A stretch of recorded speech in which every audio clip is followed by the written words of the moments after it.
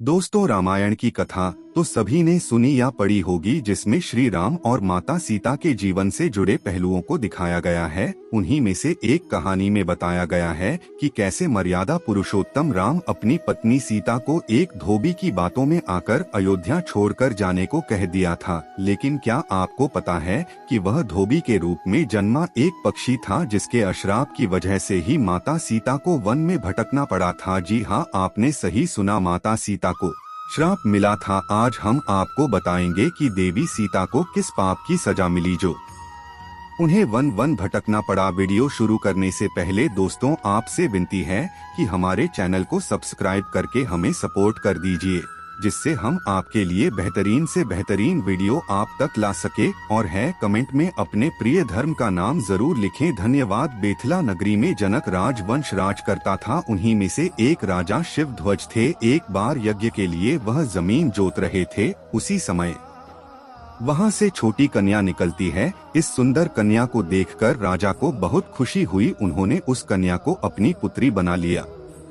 उसका नाम सीता रखा। एक दिन सीता अपनी सहेलियों के साथ बगीचे में खेल रही थी। वहां उन्हें एक तोते का जोड़ा दिखाई दिया जो बहुत ही खूबसूरत था। वे दोनों पक्षी एक पर्वत की चोटी पर बैठकर बातें कर रहे थे। पृथ्वी पर श्री राम नाम से विख्यात एक बड़े सुंदर राजा होंगे। उनकी महारानी का नाम सीता होगा। श्री राम सीता के साथ कई वर्षों तक राज करेंगी। धन्य है वह जानकी देवी और धन्य है वह श्री राम। तोते की ऐसी बातें सुनकर सीता ने सोचा कि यह दोनों तो मेरे ही बारे में बातें कह रहे हैं। इन्हें पकड़कर मैं इनसे अपने जीवन से जुड़ी सारी बातें पूछ सकती हूँ। इसीलिए उन्होंने अपनी सहेलियों से उन दोनों पक्षियों को पकड़कर लाने को कहा। उनकी सहेलियाँ उस पर्वत पर गई और दोनों पक्षियों को पकड़कर ले आई। माता सीता उन पक्षियों से कहती है कि तुम दोनों बहुत सुंदर हो, देखो, इतनी डरो नहीं, मैं तुम्हें कोई नुकसान नहीं पहुँचाऊंगी। तुम मुझे यह बताओ कि तुम कौन हो और कहाँ से आए हो। राम कौन है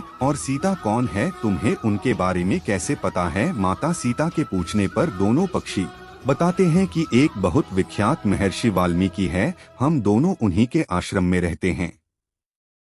महर्षि ने रामायण नाम का एक ग्रंथ लिखा है, जिसका पाठ उन्होंने अपने शिष्यों को भी कराया है। उन पक्षियों ने सीता को यह भी बताया कि इस ग्रंथ में महर्षि वाल्मीकि ने बताया है कि महर्षि राष्ट्र संघ के द्वारा किए गए दृष्टि से प्रसन्न होकर भगवान विष्णु, राम, लक्ष्मण, भरत और शत्रुघ्न यह 4 मानव शरीर धारण कर पृथ्वी पर जन्म लेंगे। बड़े होने पर श्री राम महर्षि विश्वामित्र और अपने छोटे भाई लक्ष्मण के साथ हाथ में धनुष लिए मिथिला आएंगे और शिव जी के धनुष तोड़कर माता सीता से विवाह करेंगे। फिर उस पक्षी के जोड़े ने कहा, ये सुंदरी, हमने तुम्हें सब कुछ बता दिया, अब हमें छोड़ दो, हम जाना चाहते हैं। पक्षियों की बातें सुनकर माता सीता के मन में और भी बातें जानने की इच्छा हुई। उन्होंने उन दोनों से पूछा कि राम कहाँ होंगे, किसके पुत्र हैं, कैसे वो मिथिला आकर जानकी से विवाह करेंगे। नर तोता बोला कि श्री रामचंद्र का मुख कमल के समान सुंदर, नेत्र बड़े बड़े और खिले हुए, नासिका ऊंची पतली, भुजाएं घुटनों तक, गला संध के समान होगा। मैं उनका क्या वर्णन करूं, उनके गुणों का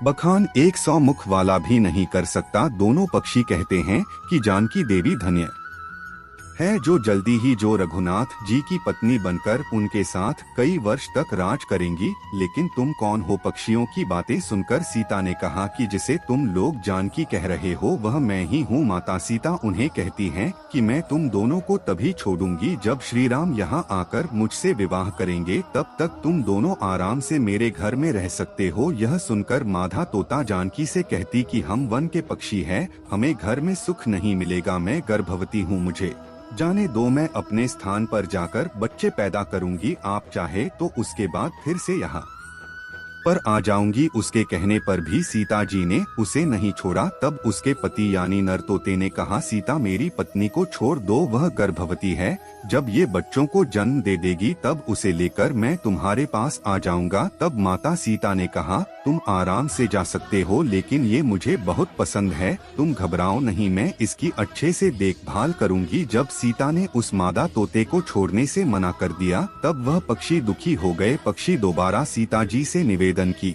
पत्नी के बिना जिंदा नहीं रह सकता, इसलिए इसे छोड़ दो। माता सीता, तुम बहुत अच्छी हो, मेरी प्रार्थना मान लो। इस तरह उसने बहुत समझाया, लेकिन माता सीता ने उसकी पत्नी को नहीं छोड़ा। तब मादा पक्षी ने क्रोध में सीता को श्राप दिया कि जिस प्रकार तू मुझे इस समय अपने पति से अलग कर रही है, वैसे ही तुझे भी स्वयं गर्भवती की अवस्था में श्री राम से अलग होना पड़ेगा। कुछ दिन बाद पति से पिछड़ने के दुख में मादा पक्षी के प्राण निकल गए। पत्नी की मौत हो जाने पर नर पक्षी दुखी हो गया। फिर वो सीता जी से बोला कि मैं मनुष्यों से भरी श्री राम की नगरी अयोध्या में जन्मे लूंगा, मेरे कारण तुम्हें पति के वियोग का दुख उठाना पड़ेगा। यह कहकर वो वहां से उड़ जाता है। कुछ साल बाद उसका जन्म अयोध्या में धोबी के घर हुआ। उस धोबी के कारण ही सीता जी का अपमान हुआ। उन्हें अपने पति श्री राम से अलग होना पड़ा। उस तोते का ही श्राप सीता जी के पति श्री राम से बिछड़ने का कारण बना। इसीलिए जब माता सीता गर्भवती थी तो उन्हें भी पति से दूर वन में रहना पड़ता है। आपने अक्सर लोगों को कहते सुना होगा कि हमें हमारे कर्मों का फल हमें यही मिलता है।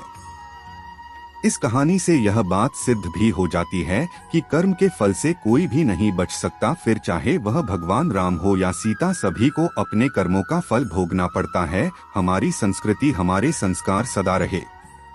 तो दोस्तों, कैसी लगी ये जानकारी? अगर अच्छी लगी हो तो हमारे को सब्सक्राइब जरूर करें। मिलते हैं अगली वीडियो में, तब तक के लिए जय श्री राम।